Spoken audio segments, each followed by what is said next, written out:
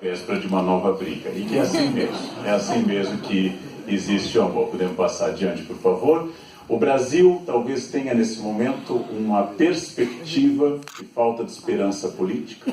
As pessoas temem, especialmente no plano federal, as eleições do ano que vem. Esse desemprego que atinge, em particular, os jovens, tem um problema. Entrega os jovens tanto à extrema esquerda quanto à extrema direita. Duas tradições autoritárias, duas tradições problemáticas na política, duas tradições pouco construtivas de um projeto de nação. A extrema esquerda e a extrema direita têm uma longa tradição ditatorial. Então, a crise de perspectivas e a crise de valores torna mais importante esse tipo de iniciativa que se faz hoje aqui em Cotia, que é sentar com pessoas ponderadas, importantes, representativas e discutir de novo valores e discutir perspectivas. Precisamos de mais tranquilidade, especialmente aqueles que têm cargo de liderança e de mando. Eu escrevi num livro para professores, isto vale para empresários e vale para políticos. Numa sala de aula é importante ter ao menos um adulto. E seria bom que fosse o professor. Numa empresa é bom ter ao menos uma pessoa equilibrada. Se for o que tem o poder, é melhor. Porque o desequilíbrio de alguém igual em dignidade, mas numa função que não coordene muita coisa, é menos danoso do que o desequilíbrio do timoneiro. Numa cidade, o prefeito, numa empresa, o diretor, numa sala de aula, o professor, numa escola, o diretor, eles têm que ser exemplo de equilíbrio, porque o desequilíbrio é contagioso. O desequilíbrio é rapidamente contagioso, assim como a falta de ética. A ética também é contagiosa, mas a falta dela é epidêmica. Ela funciona mais rapidamente. Adiante, vamos pensar que a crise começou a passar e o quadro político está instável. E ela não passa tão rapidamente, exatamente porque o quadro político está ainda instável. Hoje nós lembramos o primeiro ano do governo Temer, e com índices de popularidade baixos, e com problemas ainda para resolver.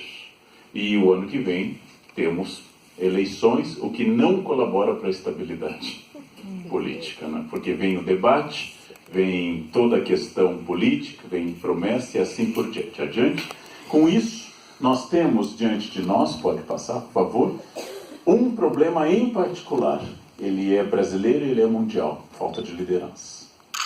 Quase todos os grandes líderes da nação, especialmente no plano federal, se preocuparam nas últimas décadas com 3 projetos políticos. Reeleger-se, eleger seu sucessor e ficar fora da cadeia após esse período. Esses 3 projetos políticos dominaram o governo brasileiro. Nós não temos tido estadistas. Para o bem e para o mal, não é uma defesa dos nomes que eu vou citar, tanto nas suas ações positivas quanto negativas.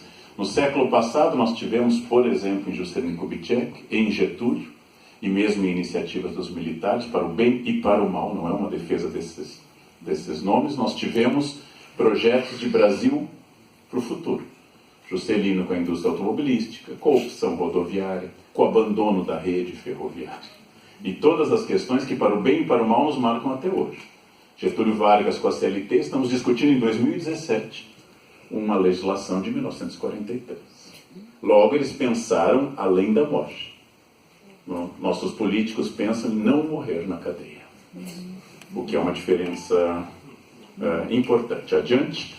É difícil para um professor apontar, como eu aponto, com uma convicção absoluta de ser adepto do Estado de Direito, com o meu entusiasmo pela ideia da democracia, com o meu combate a qualquer violação do Estado de Direito, pelo qual tanto lutamos. E temos quase às vésperas de completar 30 anos da Constituição mais democrática da história do Brasil, nós temos que mostrar que o Legislativo, especialmente a Câmara de Deputados e o Senado, são a alma da democracia. Eu digo isso para meus alunos na Unicamp, eu insisto nisso. O Legislativo é fundamental, é ele que é o coração da democracia. Aí a gente assiste diariamente aulas de pugilato, e parece um workshop de jiu-jitsu, e não um debate político. Ou seja, nós temos um problema. O que meus pais e a minha formação insistiram: estude para ser alguém. Isto é um valor complicado hoje. É um valor muito complicado. É difícil ser professor hoje. É difícil, especialmente no ensino médio fundamental. Adiante, não é só no Brasil. Esse problema é mundial. Não vamos citar o nome da entidade, porque dizem que atraem forças terríveis sobre o ambiente. Vocês devem pensar que essas pessoas, desde ditadores como o da Coreia do Norte, até pessoas eleitas legitimamente, como essa personagem, têm o controle de um arsenal atômico. Ou seja, o tiozinho da merenda seria mais confiável tendo esse botão do que as pessoas. E essas pessoas têm o poder do Doomsday, têm o poder do fim do mundo. É realmente para reforçar em vocês a ideia de que está na hora de se preparar, todo mundo se preparar para uma passagem tranquila. Reconcilie-se com isso. Adiante. Vamos sair desse campo. Repetição de cenários de crise sempre nos incomoda. Como é possível administrar uma empresa, ou administrar uma cidade, administrar uma escola com regras que mudam a todo instante? Antes com moedas que mudavam a todo instante, com problemas de formação, contratação, manutenção de mão de obra. Como é possível esse ato terrível de diariamente enfrentar um leão e no dia seguinte de novo? De alguma forma é muito negativo, mas por outro lado, crise, saibam todos, ela desperta também a capacidade mais densa de cada um.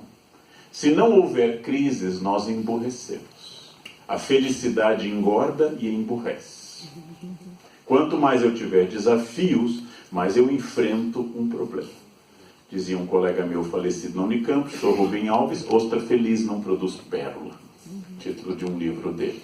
A pérola é a resposta da ostra a um incômodo. Dei aula a vida inteira para alunos de elite em São Paulo, especialmente no ensino médio, antes de entrar na Unicamp, e olhava para aqueles alunos bem tratados, todinho, ovo maltinho, danoninho, viagens, esqui em Aspen, e olhava: você tem um brilhante futuro pelas costas. Eu pensava. Faltava aquilo que Freud chamaria de ferida narcísica, outros poderiam chamar de culhões, que é a capacidade de enfrentar o mundo, a capacidade que vem de uma carência. Eu luto, eu estudo porque eu quero melhorar. Se tudo está pronto, se tudo está tranquilo, se eu vou herdar, se eu já nasci salvo, eu não tenho por que fazer algo. A crise me redimensiona no mundo. Toda mulher que separa, emagrece. Ela volta ao mercado, ela emagrece. Por quê? Porque ela se acomodou durante o casamento. Homens são um mistério que eles arranjam, independente do estado de destruição do corpo, eles arranjam rapidamente. O marido é o único produto que o mercado absorve em qualquer estado de conservação. Isso é extraordinário, é extraordinário. A generosidade feminina é extraordinária, né? Adiante. Com isso, gente, nós temos um pessimismo dominante. Ele existe hoje. É raro alguém otimista. Quem lê jornal diariamente é pessimista. E quem tem grandes expectativas provavelmente é mal informado nesse momento. Já houve muitos momentos de otimismo na história do Brasil, por exemplo, entre 55 e 60, ou durante o milagre econômico, ou entre 2002 praticamente até 2007 pelo menos, ou 2008, 2009. Tivemos momentos de grandes expectativas. Esse é um momento pessimista e ele vai passar. Vamos testar a idade da plateia adiante? Vamos testar a idade da plateia. As pessoas que lembram dessa personagem provavelmente têm no seu currículo formação em datilografia. É provável que quem lembre dessa personagem pense em ó vida, ó céus, ó azar. A Iena Hardy dizia no desenho que a gente assistia na infância, a Iena dizia as piores coisas que poderiam acontecer a ela e seu amigo Leão Lippe. Ela dizia o que podia dar errado. E dava errado. Ela não era histérica, ela era realista. Nós vamos fracassar. E fracassava. Isso aqui vai afundar. E afundava. A Iena nos lembra que é preciso ter um pessimista em cada equipe de planejamento. para impedir o excesso de entusiasmo, que é outro elemento que prejudica a estratégia. Toda família, toda empresa e todo grupo político precisa de um pessimista. Mas geralmente já há essa pessoa, não precisa contratar mais ninguém. E é importante lembrar, basta um, não muito mais do que um. Né? É a pessoa, muitas vezes departamento financeiro, que fica lembrando que não há almoço grátis, que o mundo tem um custo, que não é assim, que as coisas vão passar e assim por diante. A hiena tem razão. O excesso de otimismo é um péssimo conselheiro. Então ela não é histérica, ela é realista. Mas na próxima imagem adiante eu quero mostrar a vocês uma lição sobre isso. A hiena está dizendo que o continente está distante, que a insolação é inevitável, que a desidratação é certeira, a vela é ridícula e o remo inútil. E em tudo a hiena tem razão. Mas ela não está fazendo sêmen algum. Para dizer de forma elegante. Quem não entendeu, pergunta a um coleguinha mais safado. Ela não está fazendo sêmen algum. Ela está reclamando com toda razão. Tudo que ela diz é verdade, porém ela não faz nada. O leão otimista está remando. Só os otimistas resolvem. É preciso ser obsessivamente otimista para trabalhar. É preciso ser doentiamente otimista para ter casado. Casamento é um submarino, ele pode flutuar. Pode, mas seu destino é afundar. Ele foi feito para isso. Né? Ele pode, ele tem condições de ficar na superfície, mas é um esforço titânico. Ele não foi feito para isso. Ele não foi feito para isso. É preciso que cada um daqui que tiveram filhos reconheçam: ter filhos é o pior investimento financeiro do planeta Terra. É pior que a poupança. Sendo que a poupança nunca diz eu te odeio. Depois de 12 a 14 anos, período que os filhos começam a dizer isso. Poupança paga mal, não cobre a inflação, mas é segura. Está lá. Está lá sempre. Você conta com ela, não chega tarde. Você conta com ela. É preciso ser profundamente otimista para fazer o que nós fazemos diariamente. Querem um gesto de um otimismo patológico? Todas as mulheres e homens nessa plateia que passam qualquer creme no rosto. É de um otimismo brutal. Diariamente. E todos morreremos. Tirando a Rainha Elizabeth, todo o planeta morrerá. Talvez Sarney, mas a Rainha Elizabeth, com certeza. O otimismo é sempre aquilo que move o mundo. Então, ouçam aos pessimistas. Ouçam aos pessimistas. Levem em conta o que eles dizem, agradeçam, tomem medidas de precaução, mandem o otimismo, o pessimista ir embora e comecem a trabalhar.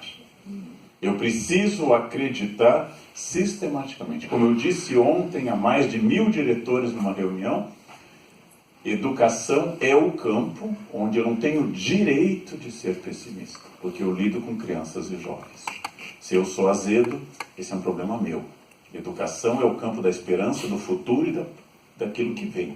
Não pode ser pessimista. O fato de eu não gostar da minha vida não pode ser transmitido a crianças nem a adolescentes, porque eles têm direito a formar sua própria opinião sobre a vida. Adiante. Com isso eu quero insistir que a crise é uma tempestade, e a tempestade força os homens a darem o melhor de si. Todo mundo pode dirigir na Bandeirantes, a melhor rodovia do Brasil, numa tarde de quarta-feira, no meio da faixa, 80 por hora, sem grandes pressões. Só pessoas muito boas dirigem uma estrada vicinal à noite com chuva. Todo mundo pode fazer qualquer coisa quando não há tempestade. Qualquer professor é bom com 5 alunos numa escola de luxo. Só professores muito bons dão aula para 45 numa tarde de novembro, depois de uma aula de educação física, no 6º ano, para descrever o inferno até a sua base. O 6º ano é um teste de caráter para um ser humano. Então, é isso. Adiante. Todos nós desejamos o dia claro, tranquilo, sem vento e sem nuvens. Mas devemos reconhecer que essa tranquilidade torna as pessoas mais lentas e menos capazes. O osso quebrado se torna mais forte, as minhas cicatrizes me tornam mais resistente. Então, apesar de eu não gostar de crise e querer sair dela, devemos reconhecer que todo desafio é aquilo que me torna melhor.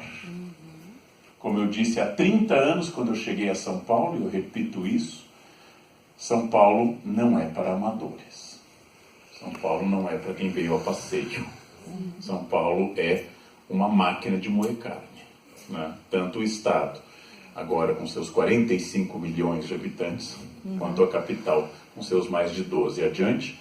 Com tudo isso, gente, nós temos que pensar como é que eu rompo isso que me levou ao estado repetitivo, inclusive a crise.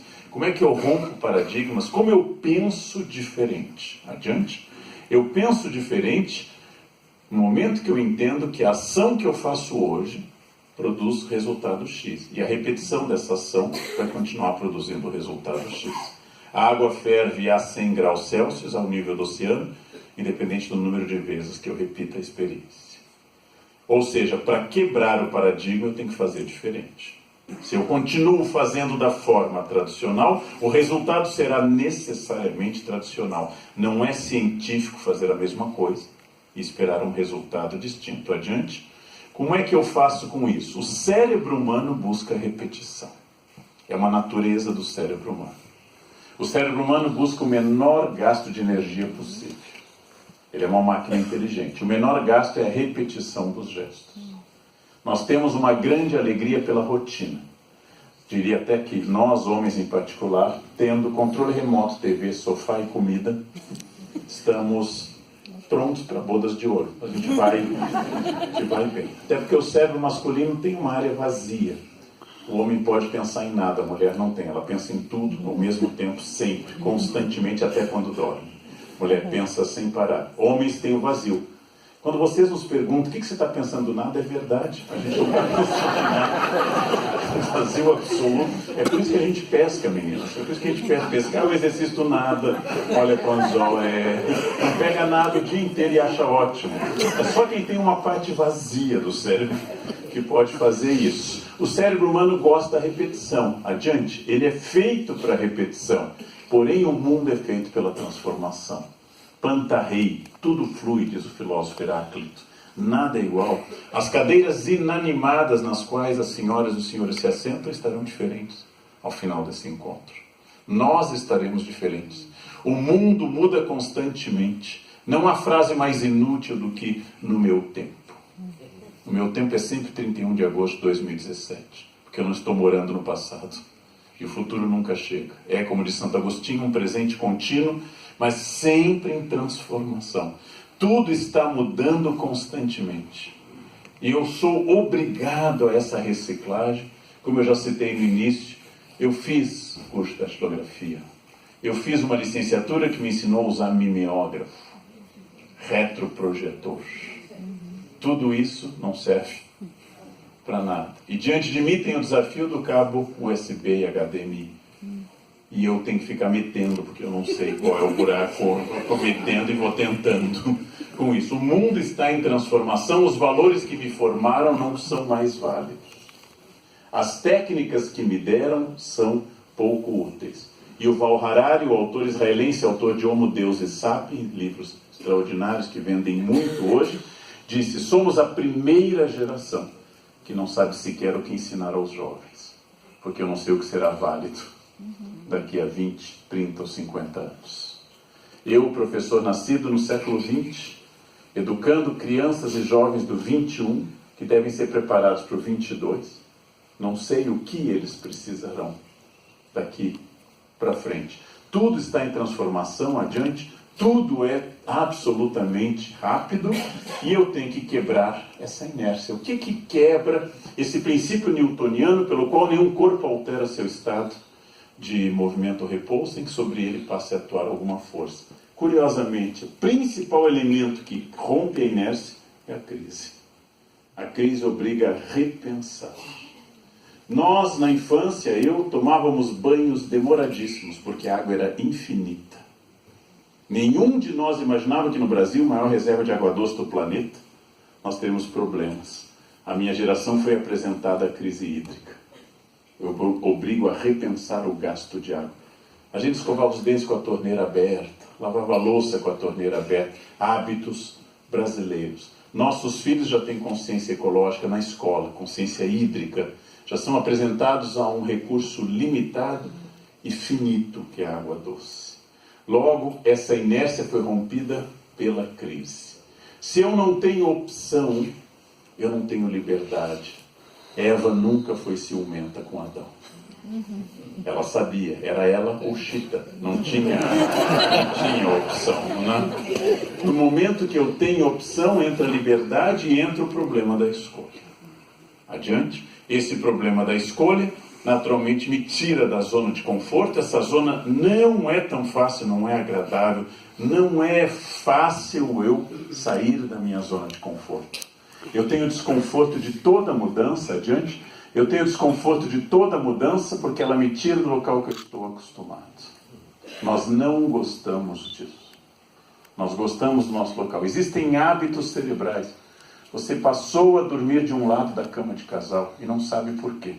E você vai para um hotel como eu, fica sozinho e dorme do mesmo lado. E reserva metade da cama.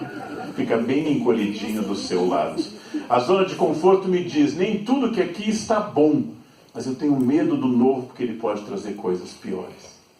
É a mulher que pensa, meu marido ronca, mas se eu trocar o outro pode bater, então fica com o que ronca. Só dá uma cutucada, né? Só dá uma cutucada de vez em quando.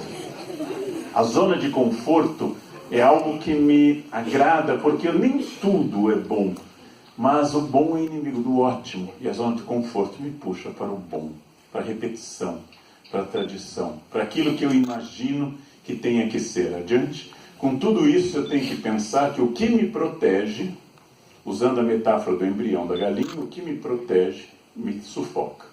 Se até a 3ª semana o pinto romper a casca do ovo, ele morre. Se a partir do 21º dia ele não romper, ele morre. Não tem a fórmula mais infalível para produzir um imbecil do que mimá-lo. Mimar é a fórmula infalível para produzir um idiota. Eu sou professor há 35 anos. Todo idiota tem um pai que o mima e uma mãe que o mima. E o pai que mima transmite uma falsa ideia de que ele vai encontrar na vida adulta pais que o mimem. E ele encontra síndico, chefe, bedel, sogra, nora, genro, que não tem tendência a mimar, geralmente. Ou seja, transmite a ideia errada que a vida será tranquila. Transmite a ideia de que o ovo é seguro para sempre. Cabe aos pais, a todos nós, alimentar, vacinar, proteger e impedir desastres. E deixar que rale o joelho. Deixar que o professor xingue quando merece. Deixar que ele perca espaço social se ele não se comportar. Ou seja, deixar que se exponha aquilo que Freud chama de trauma, que é o início de toda a educação. É por meter o dedo na tomada e levar um choque que a criança não mete mais. Ou seja, é preciso lembrar que proteção sufoca. Adiante, proteção sufoca e proteção, pode virar por favor, proteção sufoca, porém, aprendi nos Estados Unidos, virou um lema de vida para mim. Mudar é difícil, todos reconhecemos. Não mudar é fatal. Eu só tenho duas opções: enfrentar o desconforto da mudança ou enfrentar o colapso. Quando uma empresa decide que ela chegou a um ponto bom, ela tem bons clientes que foram fidelizados, fornecedores confiáveis, bom nome no mercado, quando o proprietário, o empreendedor, o dono, o administrador diz, está bem, começou a morrer. Pode ser que leve 2 anos, 5 ou 10. Um dia, eu vim a São Paulo, há 30 anos, e meu pai me deu a passagem da Varig, a maior empresa aérea da América Latina. Uma empresa modelo, a melhor primeira classe do mundo. Os jovens não sabem disso, aeromoças lindas, talheres, comida de verdade, sem barrinha, sem sanduíche de cimento, nada, comida de verdade. E ela, tranquila, dominava 100% do mercado brasileiro e quase todo o mercado internacional, a partir do Brasil. Talvez faltasse a ela o grão de areia. A Varig se foi. No momento que eu tenho uma empresa que está bem, eu tenho que torná-la melhor. Acertei hoje, que eu farei amanhã. Isto é difícil. Administrar é uma tarefa complicada, porque ela exige energia constante, é uma vocação muito específica. Quem não muda, morre. Isso vale para qualquer tipo de relação, inclusive a matrimonial. Quem não se reinventa, perde a pessoa com quem casou. Porque eu não existo mais. Aquela pessoa que casou não existe mais. Existe a transformação. Adiante, é preciso pensar muito nessa racionalidade para eu poder enfrentar, atacar, produzir a racionalidade estratégica, stratoagos do grego, quando eu me antecipo, ou seja, aquilo que nós brasileiros, infelizmente, não fomos treinados a fazer, antecipação. A média brasileira é entrar no avião e na metade olhar o ticket, e aí ver 2A, e aí começa a voltar pelo corredor, enfrentando a piracema que está indo para o fundo do avião. As pessoas não conseguem pensar antes. Crianças não são estratégicas.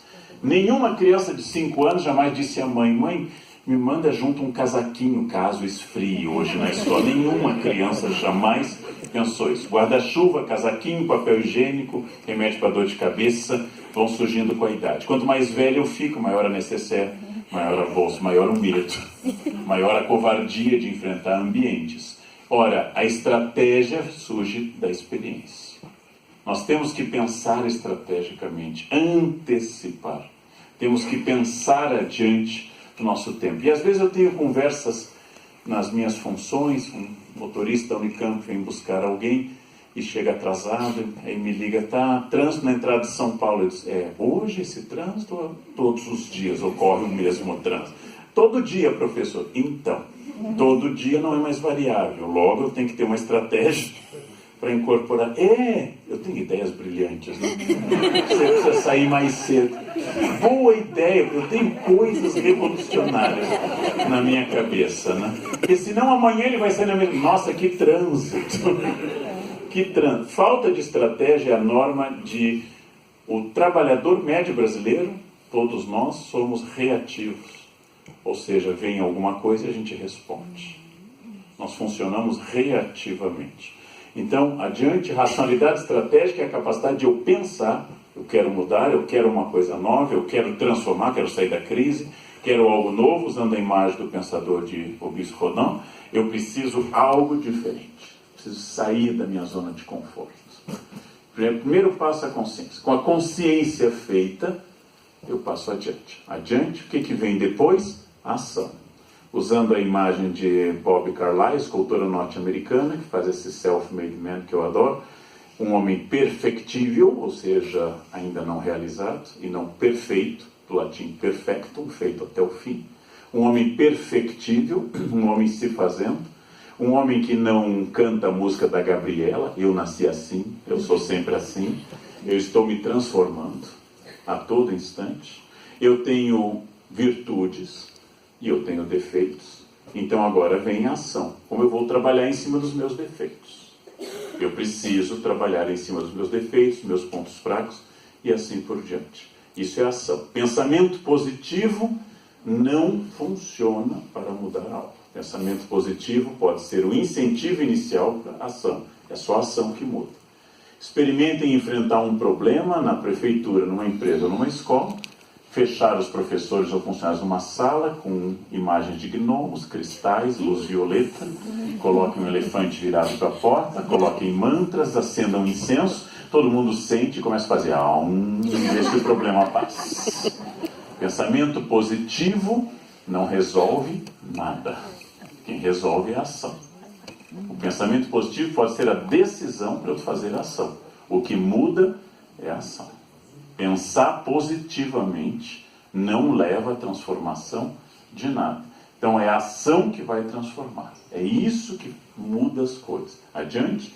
E para a ação me transformar, eu tenho que superar o determinismo, a ideia, não dá certo, a crise está forte. A crise veio para 207 milhões de brasileiros. Alguns prosperaram, outros estão na mesma e outros fecharam. Ora, se a crise é igual para todos, o que variou? Não foi a crise. Foi a ação de algumas pessoas.